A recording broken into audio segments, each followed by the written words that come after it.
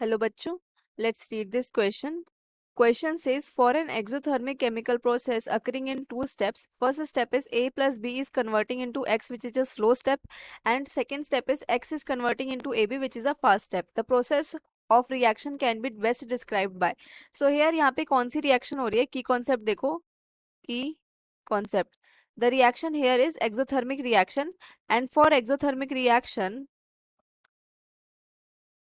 exothermic reaction delta H क्या होता है? एंथैल्पी चेंज जो होता है वो नेगेटिव होता है। और एंथैल्पी चेंज लिखते कैसे हैं? Enthalpy of product minus enthalpy of reactant. तो डेल्टा एच नेगेटिव कब होगा? जब एंथैल्पी ऑफ रिएक्टेंट की वैल्यू ग्रेटर देन होगी एंथैल्पी ऑफ प्रोडक्ट से। तो ये वाली कंडीशन जब सफाइस होगी यहाँ पे, तभी आपका डेल्टा एच नेगेटिव होगा और वो एक्सोथर्मिक के ग्राफ को रिप्रेजेंट करेगा।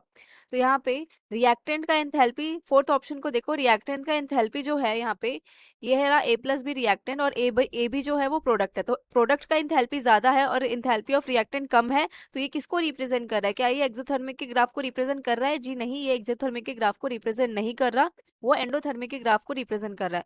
तो फोर्थ ऑप्शन तो आपका कट हो गया, एलिमिनेट हो गया, ये आपका आंसर नहीं होगा। ठीक है, सेकेंड ऑप्शन को देखो, सेकेंड ऑप्शन भी आपका आंसर नहीं होगा क्योंकि यहाँ पे सिर्फ सिंगल पीक बन रहा है और ये ऐसा, और यहाँ पे सिंगल पीक पॉसिबल नहीं है क्योंकि जो आपका रिएक्शन हो रहा है वो दो स्टेप में हो रहा है। फर्स्ट स्टेप क्या है? ए प्लस बी जो है वो कन्वर्ट हो रहा है एक्स इंटरमीडिएट में, जो कि है स्लो प्रोसेस, और एक्स क्या है आपका? इंटरमीडिएट।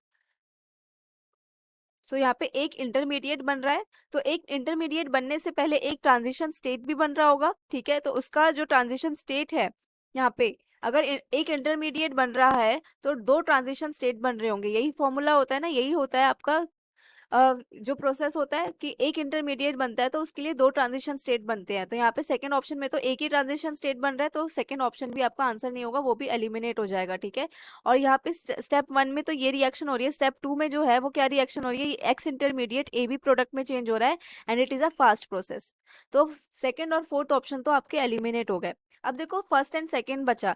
फर्स्ट और सेकंड बिल्कुल सेम दिख रहा होगा बट सेम नहीं है। इसमें first activation energy of the reactant क्या है? कम है, और activation energy of the intermediate क्या है? वो ज्यादा है। और सेकंड थर्ड ऑप्शन में क्या है? आपका रिएक्टेंट का एक्टिवेशन एनर्जी ज्यादा है एंड जो आपका इंटरमीडिएट बना है उसका एक्टिवेशन एनर्जी कम है। ठीक है, तो यहाँ पे देखो क्या होगा, जो फर्स्ट स्टेप है आपका वो कैसा है? स्लो स्टेप है, तो इसका एक्टिवेशन एनर्जी क्या होगा? हायर होगा, एक्टिवेशन एनर्जी हायर। क्यों? क्योंकि रिएक्शन स्लो होने का मतलब है कि इसका एनर्जी बैरियर ज्यादा होगा। एनर्जी बैरियर ज्यादा होगा तो उसको वो ओवरकम करने में टाइम लगेगा ताकि वो रिएक्शन आगे प्रोसीड कर सके। So activation energy higher because high energy barrier, इसको हम ऐसे भी बोल सकते हैं, हाई एनर्जी बैरियर। तो क्योंकि उसका हाई एनर्जी बैरियर है तो इसका पोटेंशियल एनर्जी क्या होगा? ए प्लस बी वाले का पोटेंशियल एनर्जी ज्यादा होगा। और क्योंकि सेकेंड स्टेप जो रिएक्शन है वो बहुत फास्ट हो रही है, तो मतलब इसका एक्टिवेशन एनर्जी, या इसको सिंपली बोलो एनर्जी बैरियर, इसका एनर्जी बैरियर क्या होगा? कम होगा। एनर्जी बैरियर बहुत कम होगा तभी फास्ट फास्ट रिएक्शन हो जा रही है। तो इसके बेसिस पे आपका जो ए प्लस बी रिएक्टेंट है उसका एनर्जी बैरियर ज्यादा होगा तो उसकी पीक भी ज्यादा होगी, और एक्स इंटरमीडिएट का जो एनर्जी बैरियर कम है तो उसकी पीक जो है वो ए प्लस बी वाले की कंपैरिजन से कम होगी। तो आपका ऑप्शन 3 क्या हो जाएगा? Correct answer. Hope you understood it well, best of luck.